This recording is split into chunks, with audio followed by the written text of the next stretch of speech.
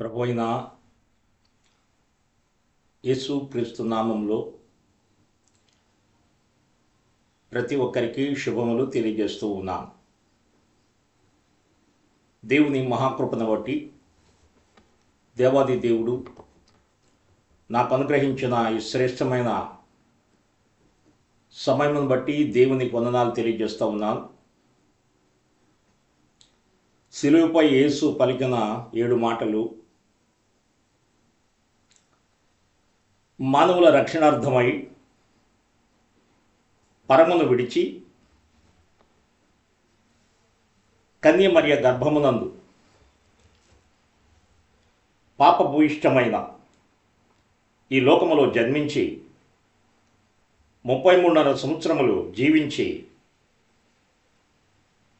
చివరకు గెత్సెమనీ తోటలో అప్పగించబడి యెఫ్తా వద్ద పిలాతు న్యాయస్థానములో అన్యాయపు తీర్పునకు గురై అక్కడ నుండి గొల్గోతా వరకు సిలువను మోసుకుంటూ సిలువ మానుపై పాప ప్రాయశ్చిత్తార్థమైన రక్తం చిందిస్తూ యేసు పలికిన 7 మాటలు ప్రపంచములోని వ్యక్తుల మాటలన్నిటికంటేనూ ఎంతో ఘోరమైన శ్రమలలో కూడా మన ప్రభువు సహనము కోల్పోకుండా పలికిన శాంతి పలుకులను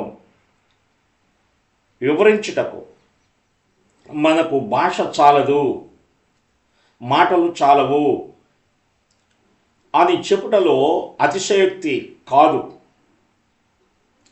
శుభ శుక్రవారం నాడు యేసు పలికిన ఈ మాటలు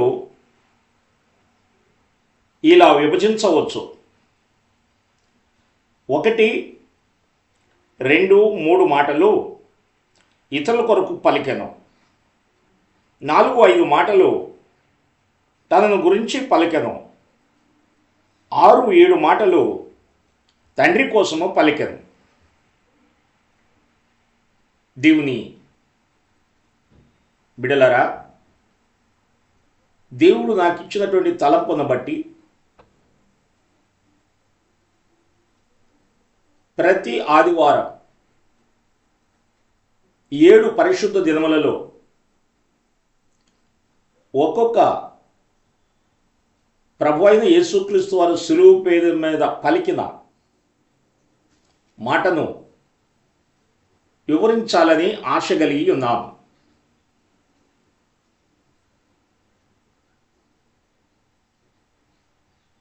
మొదటి మాట, యేసు తండ్రి వీరేమి చేయుచున్నారో వీరెరుగురు గనక వీరిని క్షమించుమని చెప్పెను. లూకాసు వార్త 23వ అధ్యాయము 34వ వచనం. విజ్ఞాపన చేసిన యేసు. యేసు శిలువ మీద నుండి భూమికి ఆకాశమునకు మధ్య వ్రేలాడుచు పలికిన 7 మాటలలో మొట్టమొదటి మాట, హేళన చేసిన వారు, హింసించిన వారు, దూషించిన వారు, ద్వేషించిన వారు, అపహసించిన వారు శిలువ చెంత ఎందరూ ఉన్నారు. యేసు వారి వైపు ఒక్కసారి చూచి వారందరినీ క్షమించుమని తన తండ్రికి విజ్ఞాపన చేసెను. అనేకుల పాపములను భరించుచు తిరుగుబాటు చేసిన వారిని గూర్చి విజ్ఞాపన చేసెను. యెషయా గ్రంథము 53వ అధ్యాయము 12వ వచనం. పేతురు రాసిన మొదటి పత్రిక 2:23వ వచనం. వారు గ్రహించలేకపోయారు. ఆయన సజనులైన యూదులు అన్యులు, మతాధికారులు, సామాన్య పౌరులు, రోమా సైనికులు మొదలగు వీరందరికీ ఆనాడు సిలువ వేసిన వారికి, కొరడాలతో కొట్టిన వారికి, హింసించుచున్న వారికి రక్షించుటకు దేవుడు కుమారుడిగా మానవ ఆకారములో శరీరమును ధరించి యేసుని పేరుతో వచ్చి ఉన్నాడని గ్రహించలేకపోయారు.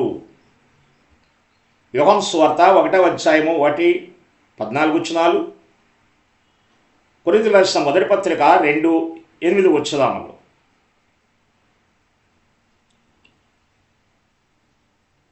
క్షమ, ప్రేమ గల యేసు,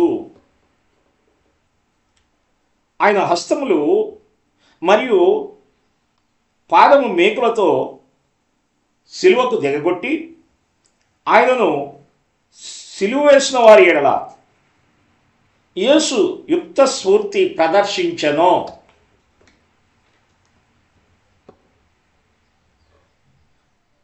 వారిని క్షమించు విషయాన్ని తండ్రికి అప్పగించెను. సిలువలో ఆయన చూపిన సహనం, శత్రువులను ప్రేమించిన విధానం మరియు విరోధులను క్షమించిన విధానం మనకెంతో ఆదర్శం. దేవుని బిడ్డలారా, ఇక్కడ 7 ప్రాముఖ్యమైనటువంటి విషయాలున్నవి. మొదటిగా, క్రీస్తు మిమ్ములను క్షమించిన ప్రకారము మీరును క్షమించుడి. పౌలు భక్తుడు ఎఫెసీయులకు రాసిన పత్రిక 4:32 వ్రాయబడిన మాట. క్రీస్తు మిమ్ములను క్షమించిన ప్రకారము మీరును క్షమించుడి. క్రీస్తు ప్రభువుని మనం అనుసరించాలని, ఆయన ఏ విధంగా ఆయనను సిలువేసి వారిని, ఆయనను ఎరగని వారిని, ఆయనను నిందించిన వారిని క్షమించాడో అట్లాగే కూడా మనము కూడా క్షమించాలని దేవుని వాక్యం మనకు తెలియజేస్తూ ఉంది. క్షమించుడి, అప్పుడు మీరు క్షమించబడుదురు. లోకాసు వార్త 6:38 రాయబడింది. మనము క్షమించాలి, అప్పుడు మీరు క్షమించబడుదురని దేవుని వాక్యం మనతో మాట్లాడుతుంది. మూడో విషయం, 7 మార్లు మట్టుకే కాదు, 77 మార్లు మట్టుకు మనము క్షమించాలి. మత్తయి సువార్త 18:22 ఈ మాట ఉన్నది.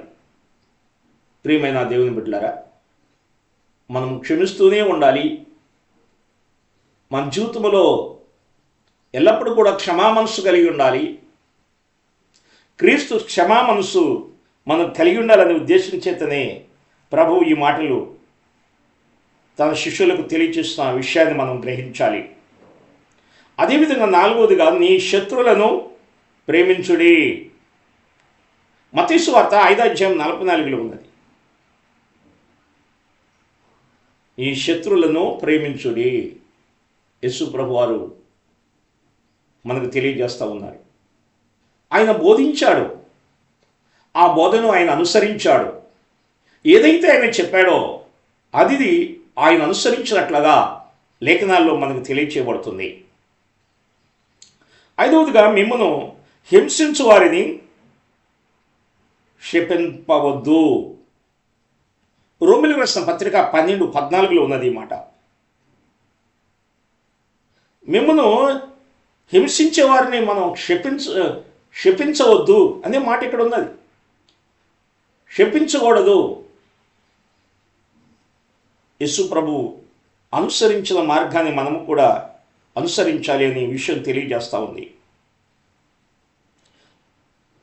ప్రేమ కలిగి ఉండుటకు ప్రయాసపడండి. కొరింథీయులకు రాసిన మొదటి పత్రిక 14:1 ఉంది. ప్రేమ కలిగి ఉండటానికి మనము ప్రయాసపడాలి. ఆయన ప్రేమను మనం కలిగి జీవించాలి. ఆ ప్రేమను మనము ఆయన పాదాల దగ్గర తెలుసుకొని ఆయన ప్రేమను అనుసరించేవారుగా ఉండాలి. అందుకని ఇక్కడ భక్తుడైన పౌలు చెప్తున్నాడు, ప్రేమ కలిగి ఉండుటకు ప్రయాసపడండి. ప్రేమ కలిగి ఉండటానికి ప్రయాసపడాలి. ఆయన వాక్యములో ఉన్న మాటలను మనము గ్రహించాలి. ప్రభువు చెప్పిన బోధలను మనం అనుసరించాలి. ప్రభు పాదాల దగ్గర మనం చేరి ప్రేమ కలిగి ఉండటానికి మనం ప్రయాసపడాలని దేవుని వాక్యం మనకు తెలియజేస్తూ ఉంది. అదేవిధంగా 7వ విషయం, పౌలు ప్రేమను గురించి ఇలాగ వివరించారు. కొరింథీయులకు రాసిన మొదటి పత్రిక 13వ అధ్యాయం 4-5 వచనాల్లో మనకి ఇక్కడ కనపడుతుంది, ప్రేమ దీర్ఘకాలము సహించును, దయ చూపించును, ప్రేమ మచ్చరపడదు, ప్రేమ డంబముగా ప్రవర్తింపదు, అది ఉప్పొంగదు, అమర్యాదగా నడవదు, స్వప్రయోజనమును విచారించుకొనదు, త్వరగా కోపపడదు, అపకారమును మనసులో ఉంచుకొనదు. దేవుని బిడ్డలారా, ఈ విధంగా పౌలు భక్తుడు ప్రేమను గురించి మనకి వివరిస్తూ ఉన్నారు. అదేవిధంగా మొదటిగా మనము ప్రభువు పలికినటువంటి ఈ యొక్క మాటలో, యేసు తండ్రి వీరు ఏమి చేయుచున్నారు, వీరెరుగురు కనుక వీరిని క్షమించమని చెప్పిన మాటలో మొదటిగా మనము క్షమ, ప్రేమ, హృదయము గల యేసుని గురించి మనము ధ్యానించాం. రెండవదిగా మనము ఆలోచించినప్పుడు ప్రార్థన, విజ్ఞాపన హృదయము గల యేసు, శిలువ మీద ఉన్న యేసు శిలువ సంతున తన నెరగని వారందరి కొరకు మాత్రమే కాదు, ఆయన తన బలమును కూడా కూడగట్టుకొని ఆయనను సిలువేటిలో పాల్గొనుచున్న వారందరి నిమిత్తం విజ్ఞాపన చేయుట యేసు కొనసాగించెను. యేసు ఈ ప్రార్థన ఇప్పుడు చేయటమే కాదు, ఆయన తన జీవితంలో అనుదినం ప్రార్థించను. ఆయన తన చివరి గడిలో కూడా ప్రార్థించటం మరువలేదు. మత్తయి సువార్త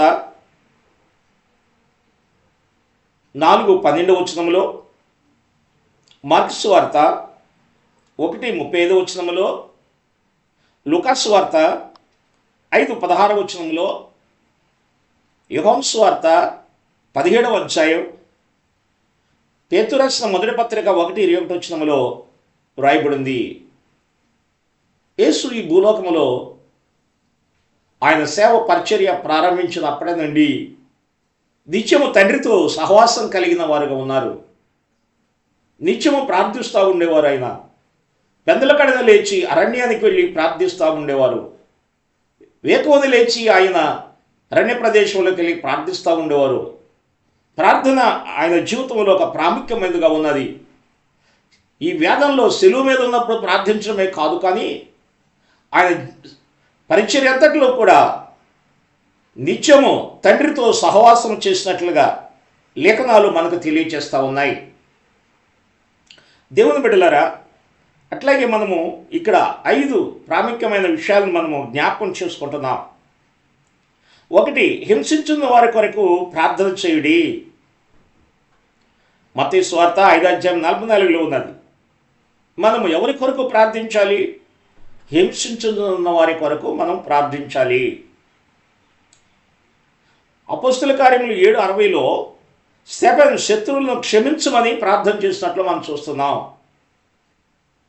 అదేవిధంగా కొరింథీయులకు రాసిన మొదటి పత్రిక 4:12లో పౌలు కూడా ఇదే మాదిరిని అనుసరించినట్లుగా లేఖనాలు మనకు తెలియజేస్తూ ఉన్నాయి. యాకోబు రాసిన 5:16 నీతిమంతుని విజ్ఞాపన అని వ్రాయబడింది. అందరి కొరకు విజ్ఞాపన అని తిమోతి రాసిన మొదటి పత్రిక 2:2 5:5 వ్రాయబడినది. దేవుని బిడ్డలారా, యేసు ప్రభువు వారు కల్వరి శిలువపై పలికిన మొదటి మాట, యేసు తండ్రి వీరేమి చేయుచున్నారో వీరు ఎరుగరు గనక వీరిని క్షమించమని ఆయన చెప్పిన ఈ ప్రార్థనలో ప్రాముఖ్యమైనదిగా క్షమ, ప్రేమ కలిగిన యేసు హృదయం మనకి కనబడతా ఉంది. రెండవదిగా ప్రార్థన, విజ్ఞాపన కలిగిన హృదయముగా యేసు హృదయం మనకి కనబడతా ఉంది. కాబట్టి మనము కూడా యేసు ప్రభు ఏ విధంగా మరి ప్రేమ కలిగి ప్రార్థన చేశారో, క్షమించారో, అలాగే మనము కూడా ఆ ప్రేమను మనం అనుసరించేవారుగా ఉండాలని దేవుని వాక్యం మనకు బోధిస్తుంది. ఇక్కడ ఈ యొక్క వాక్య భాగములో మనం గమనించినట్లయితే, ఎవరైతే సరైన సంబంధం కలిగి ఉందరో వారికి తండ్రి శత్రువులను సహితం క్షమించే శక్తిని ప్రసాదిస్తాడు. తండ్రితో మనం సంబంధం కలిగి ఉన్నప్పుడు శత్రువులను కూడా మనం క్షమించే ఆ యొక్క స్వభావాన్ని ప్రభు మనకిస్తాడు. యేసు ప్రభు తండ్రితో ఎల్లప్పుడూ సంబంధం కలిగి సహవాసం కలిగి ఉన్నాడు కాబట్టి ఆయన మనకి మాదిరి చూపించడానికి శత్రువులను సహితం ఆయన ప్రేమించి క్షమించినట్లుగా మనం చూస్తూ ఉన్నాం. అదేవిధంగా మనము ఇతరులను క్షమించకపోయినట్లయితే మన పాపాలను కూడా దేవుడు క్షమించడు అనేది మనం అర్థం చేసుకోవాలి. మనం ఇతరులను క్షమించాలి.